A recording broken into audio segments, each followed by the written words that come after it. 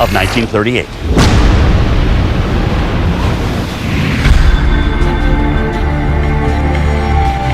People really believed hurricanes did not come to New England, and children remember asking their parents if they'd hear of a typhoon or hurricane, and someone would say, "Don't worry about it, dear, they don't come to New England." But on September 21st, 1938, a Category 3 roared across Long Island and into New England with catastrophic results.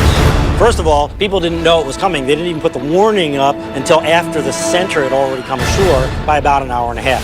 Second of all, because it was moving so fast, it maintained much more strength than storms normally do when they get that far in the northeast. The 1938 hurricane is one of the benchmark weather events in the history of the Northeast United States because of the speed and ferocity with which it came in and the amount of loss of life and destruction that it caused. It was responsible for nearly 600 deaths and 1,700 injuries. Almost 9,000 buildings were destroyed, along with over 2,600 boats. The same country clubs where just weeks before at Labor Day there had been wonderful end-of-summer dances became the places where they took the bodies, and they became the morgues. Providence, Rhode Island experienced sustained winds of 100 miles per hour with gusts to 125.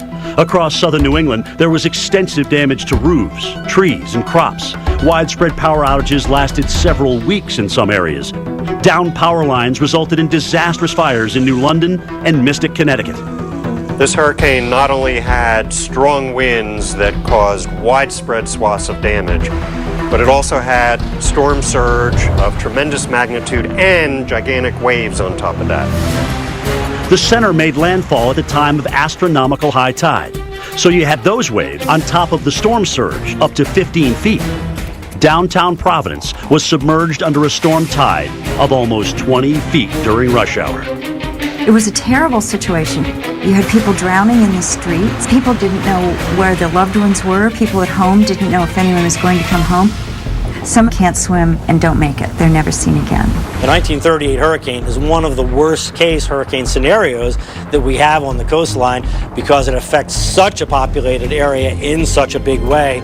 And all these places are so much more populated and there's so much more wealth today than there was in 1938 that we're talking about one of the top storms in terms of the cost if it were to happen again.